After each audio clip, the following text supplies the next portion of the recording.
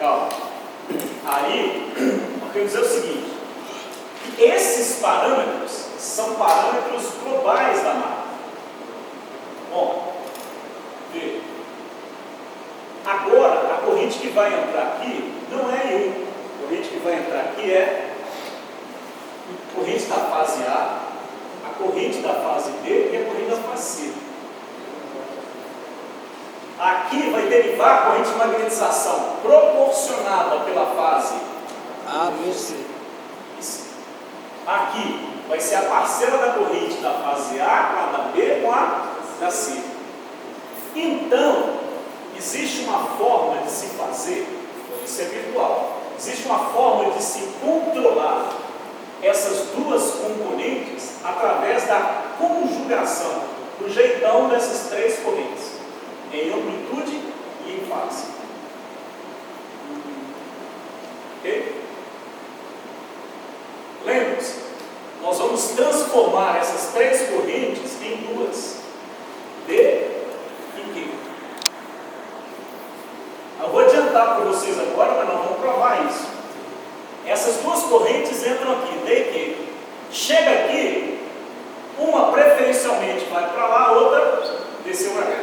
Aqui desce para cá, nós vamos batizar de eixo E de dado. Aqui vai para lá, E de quadratura. Então, vai entrar no motor, ao invés de I1, vai entrar DQ. IQ mais ID. ID desce e Q vai. Só que eu consigo, lembre-se das equações das matrizes que nós jogamos aqui.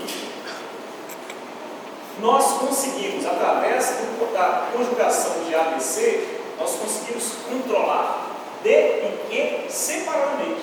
Se eu consigo controlar D e Q separadamente, eu consigo controlar que desce e que vai. Aí você vai dizer, pô, mas aí o circuito é circuito. Pelo circuito, isso demanda uma queda aqui, óbvio, que uma queda inteira, uma queda. Então é muito razoável, é muito comum, inclusive na apostila de vocês está assim. Eu separei isso aqui em dois circuitos. Um circuito para D e um circuito para Q. Ok? Um circuito de D e um circuito de Q. Então aqui nós vamos injetar a tensão D e no outro vamos injetar a tensão Q. Porque a premissa é justamente essa, o conceito é esse. Porque entre D e Q existe uma quadratura.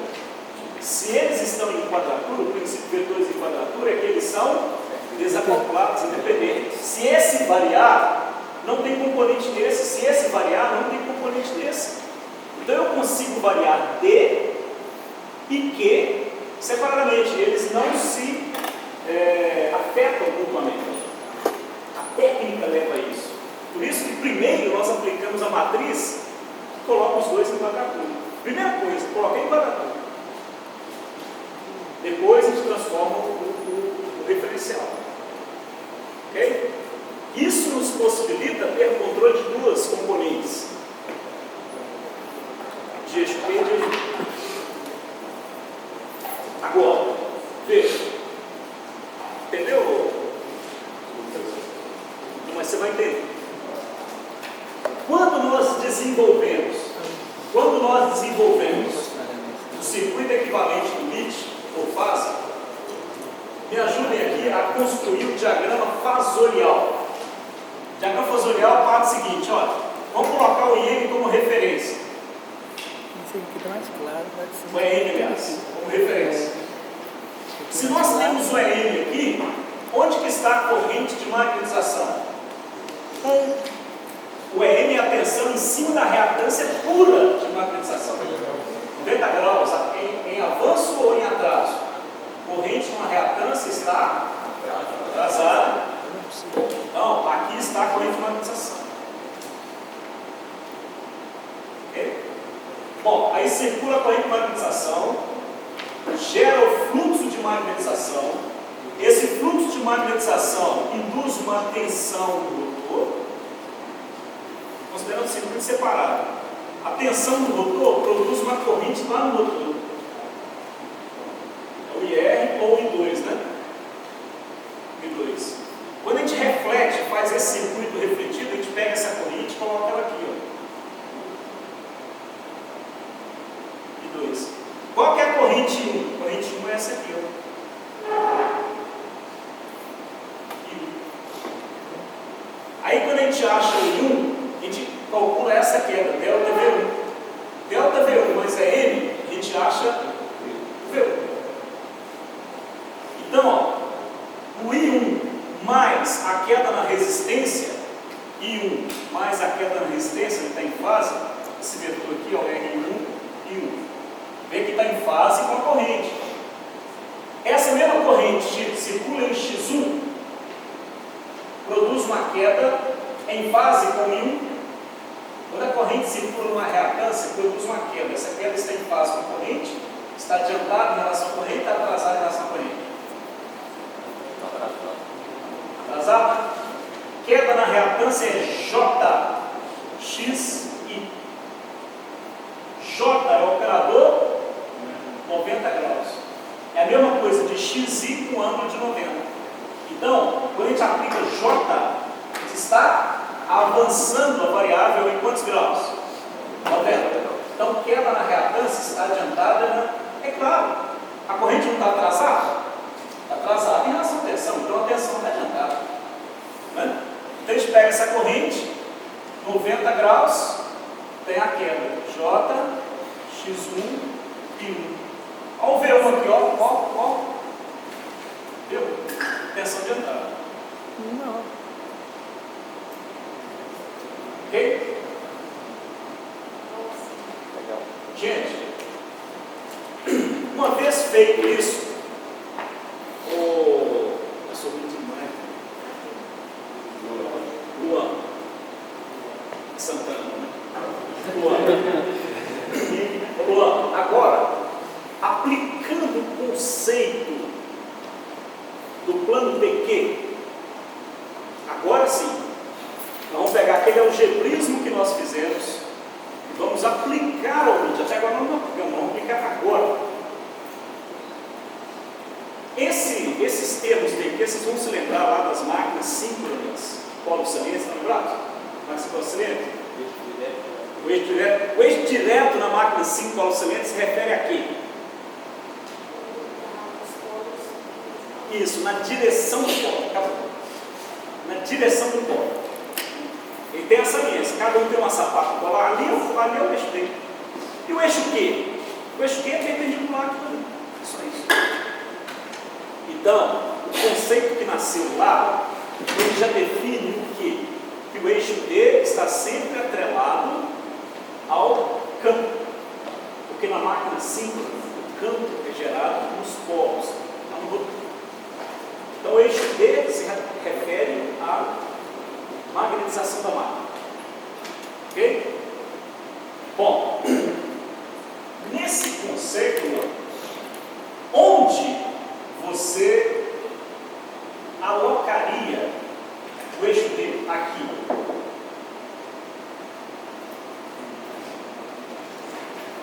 Então, o conceito é alinhar o eixo D junto com a variável geradora da magnetização principal da máquina, ou do campo da máquina. Que variável aqui é a que gera a magnetização principal da máquina? Eu disse magnetização. Hein? Não. O EM é a tensão. Mas quem gera o fluxo de magnetização é o IM. Então, nesse contexto, o fluxo de magnetização está aqui, ó. Está vendo? Então, o fluxo de magnetização agora nos indica o eixo D. Então, o que nós vamos fazer agora? Vamos fazer o seguinte, ó. Pessoal, nós vamos alinhar o eixo D aqui. Esse é o eixo D, acabou. O eixo D alinhado com o fluxo de magnetização. Por que o fluxo? Porque é ele que gera a magnetização da máquina. Ah, mas a corrente estator gera fluxo. Ok, mas não é o fluxo principal. Ah,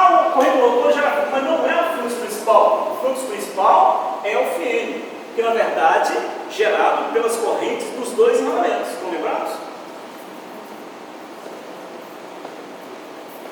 É conceito. O conceito é esse. Agora, se o eixo D está aqui alinhado com o fluxo de seção, onde estará alocado o eixo Q de quadratura?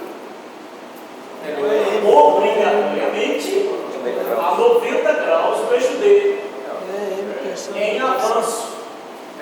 Então, o eixo Q vai estar aonde? Tensão de magnetização.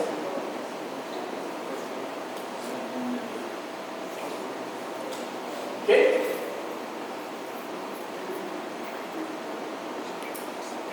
Agora sim, quando a gente coloca o eixo D agarradinho com o fluxo de seção, o eixo Q agarradinho com a M, a máquina agora está referenciada no plano vetorial. Agora o NIT, motor de som, está referenciado no plano vetorial. O inversor de frequência faz isso. Isso aqui é variável. O fluxo de magnetização é variável. Que varia em amplitude e em fase, né? De acordo com a fase da corrente, as correntes, elas têm, no regime estacionário, as correntes são variáveis. Então elas têm ângulos diversos. Mas o inversor de frequência, conhecendo o circuito equivalente da máquina, por isso que o inversor de frequência, quando nós vamos rodar o vetorial, a gente precisa ensaiar o motor de indução primeiro para ele fazer um reconhecimento dos parâmetros do motor. Ele tem que determinar qual o valor do R1, X1, Xn, X2, R2, para quê? Porque a todo instante, a cada vez que ele roda o software, o programa dele, normalmente em 500 microsegundos, a cada vez que ele roda o programa, ele tem que calcular qual a corrente de entrada, o fasor da corrente de entrada, a amplitude e a fase da corrente. Calculando isso, ele consegue. Como é que ele consegue calcular a corrente, aliás? É conhecendo os fasores e a dinâmica da carga, inclusive o escorregamento. Então ele determina qual é o escorregamento. Conhecendo os valores dos parâmetros, ele calcula a corrente 1. Pela corrente 1, ele calcula o IN. Pelo IN, ele sabe que junto com o IN, alinhado com o IN, está o FIM. E onde está o FIM, está o eixo dele. Então, em todo instante, ele está fazendo isso. Opa, o fluxo agora vale tantos miliveber e ele está a menos 90 graus. Alinha o eixo D a menos 90 graus. Opa, agora o fluxo está a menos 70 graus. Alinha o eixo D a 70 graus. Ele faz isso a cada vez que ele roda o programa dele. Né? Eixo D e eixo E. Beleza, pessoal? Agora, lembrem-se que, presta atenção, lembrem-se que quem gera a corrente 1 são as correntes das fases. Pelo modelo monofásico que nós estamos até agora, essa corrente 1 se refere a uma corrente fase. Nós estamos falando da fase A, essa corrente 1 é a corrente da fase A. Só que agora não. Não existe um eixo D da fase A, o eixo Q da fase A. Mesma coisa da fase B. Existe um eixo D, um eixo Q. Derivado, composto das três fases. Ok? Então eu controlo as correntes de fase A, fase B e fase C simultaneamente para ter um D, um Q. Entenderam, pessoal? Eu transformei trifásico em bifásico contínuo em quadratura. Por isso que aquele tal ângulo θ, ele é vital. Ele é vital. Porque se eu não conhecer as componentes de A, B, C, eu não consigo transformá-las em DQ. Porque se o θ for um determinado ângulo, por exemplo, o θ é 80 graus, o θ real é 80 graus, o ângulo das tensões, das correntes, porque o DQ gira junto com o ABC. Então, às vezes, o ângulo da tensão é 80 e ele está calculando com 70. Então, ele coloca o ângulo aqui, o fluxo de está aqui, ele coloca o eixo D aqui, desalinhado. Aí, o seguinte, quando ele está colocando, atrelando o eixo D aqui, atrelando o eixo D aqui, é o que nós chamamos de orientação de campo. Orientação de campo. Orientar o campo significa que, na verdade, o termo é esse, mas que na verdade a gente faz é orientar o eixo. Né?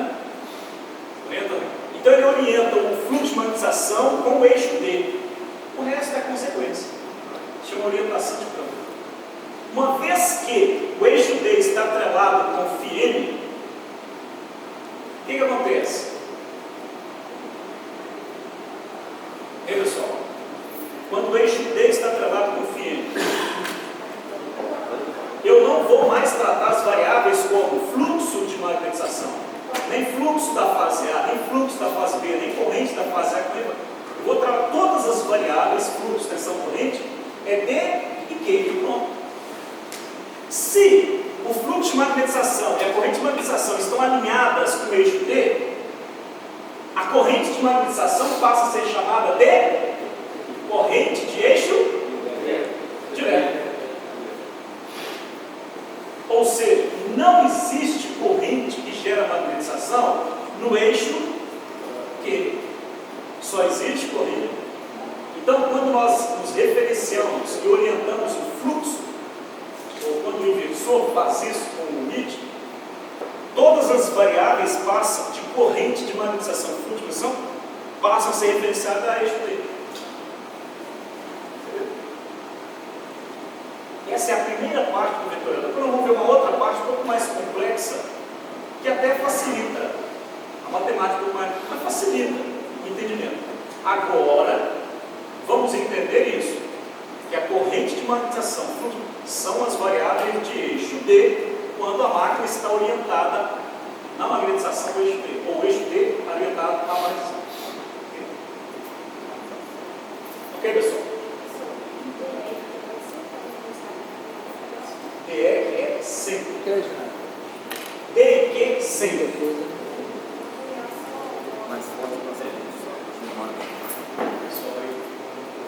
Muita coisa.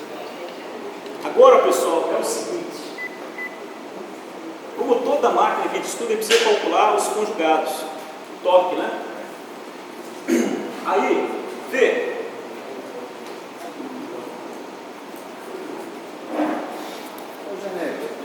Você começar um novo assunto. Você falou do IABC, eu vou chamar em DQ. Mas no real, físico lá nós vamos ter ABC. Se você for com um indicado lá, você não pode ter diferença nesses correntes? Pode. Por causa do ABC, ele vai gerar diferença ali para compensar. Exatamente. Pode. Isso não é bom, tá?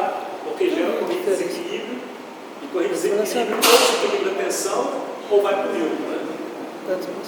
Pode acontecer. Ok? Aí dá falha. Agora, em muitos casos, a diferença é muito pequena, tá? Vai acontecer, se acontecer, dá falha. Se acontecer, dá falha. Não. Pequenas variações de corrente desequilibrada. Você pode ter composições de correntes de falha, aí vai gerar falha. Esses componentes vão para o neutro. Mas a composição das correntes, você pode ter inclusive defasamento entre as correntes, defasamento angular. Ok?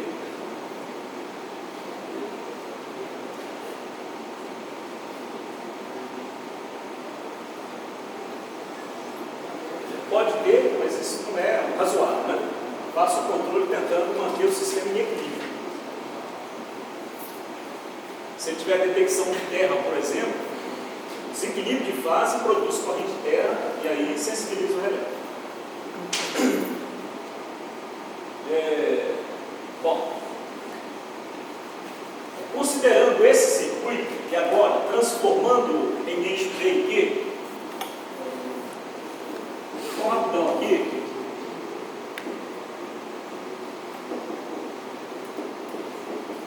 Agora vamos tratar esse sujeito aqui como eixo Q, tensão Q. Só Q.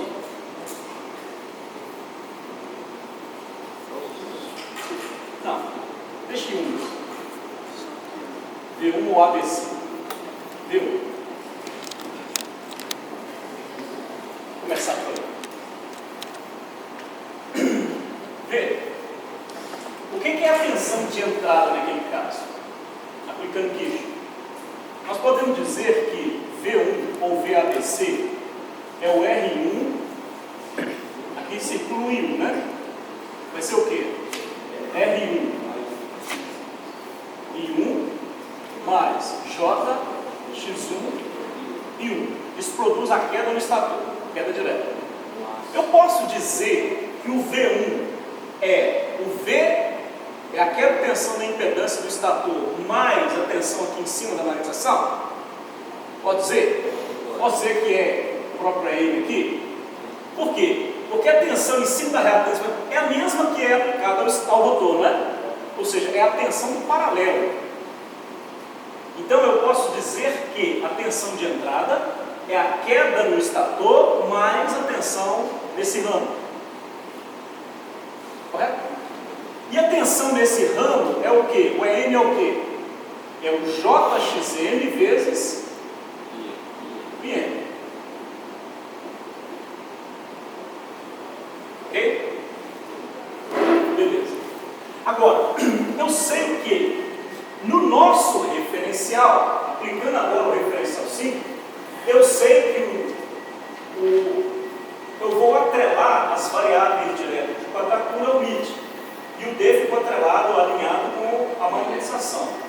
Então, esse vetor, esse plano vetorial, ele é Q menos JD. O D fica defasado, atrasado de 90, né? Então, eu posso dizer que V1 é o Q ou D mais JQ, né? Tanto faz. Vamos colocar aqui que ele é o D mais JQ, mesma coisa. Né? É o Q com D avançado de 90 ou é o Q com D atrasado de 90? Então é Q menos JD ou D mais JQ. Acho que essa configuração assim é mais bonita. Então vai ficar o quê? R1. Só que isso aqui é de tensão, né, pessoal? É a tensão D VD mais JVQ.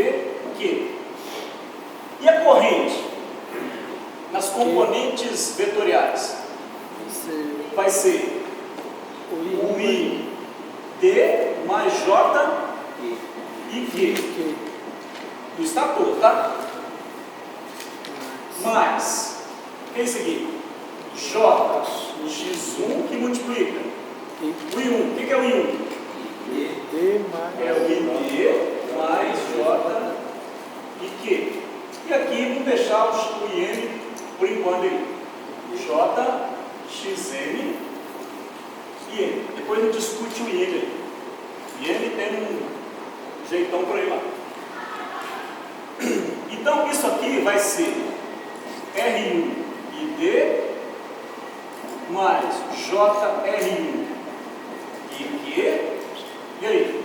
Mais JX1 e D mais J vezes J menos 1. Então menos X1 e Q. Estou esquecendo alguma coisa? Mais JXN e M. Ok? Isso aqui é VD mais JVQ. Beleza? O que é o VD, pessoal? Tensão direta. R1, tudo que está no eixo real é V, tudo que está no imaginário é Q. Beleza? Então, VD é o quê? R1 e D menos X1 e Q só. Agora, o que está no imaginário? O que tem J? O que tem J é do VQ. E logo. Então, ó, VQ é igual. Tem J aqui, primeiro. Então, ó, R1. Não preciso do J, né? Porque já está referenciado aqui. Então, R1 e Q mais X1 e D. Vê que tem componente de Q na tensão D no circuito D, tem componente de D no circuito Q. Mais X e N. Vou colocar o J. Coloca o J nos outros também. Opa, sem J. Não precisa do J. Acho que Já está copiar. separado. Ok, pessoal? Agora, o fundamental.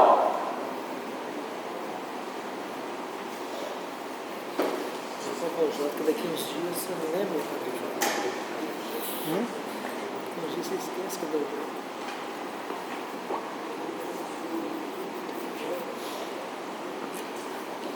que é a potência ativa nesse caso? Com as variáveis, já que as variáveis são contínuas, essa é a grande vantagem. Para a gente calcular a potência ativa, nós não precisamos mais de fator de potência. Beleza. As tensões correntes são contínuas. Né? Então, como é que eu calculo a potência no circuito DQ? Do mesmo jeito que eu calculo a corrente contínua. Tensão vezes corrente. Então vai ser VQ vezes. Vai ser VD vezes ID mais VQ vezes IQ. Pode ter dificuldade, problema para transformar para ID e IQ 5? Pode. Mas depois que transformou, que você está trabalhando em IQ, está aí. É festa.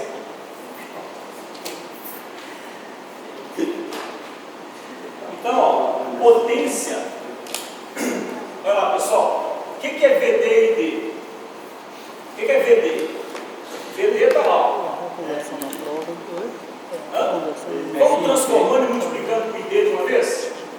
Facilitar lá? Vamos lá. Está vendo? R1 ID vezes ID, está vendo? Então, ó, R1 ID ao quadrado menos x1 IQ vezes ID. Certo? Isso mesmo? Calma aí. Menos, né? Tá. E agora VQ. VQ é tudo isso aqui, ó. Então, ó, mais R1 IQ ao quadrado mais x1 ID ID vezes IQ mais XM IN IQ. Olha aqui, x1 IQ Anula. X1. Então, isso aqui, ó. Isso aí soma. Então, a potência ficou o quê, pessoal? Presta atenção. Potência. RI ao quadrado. O que é RI ao quadrado? Calor. Nós queremos a equação de potência desenvolvida no motor. Isso aqui é potência total. Então, calor é. Então, o motor está esquentando, a corrente de eixo D está produzindo calor. Isso gera potência do eixo torque?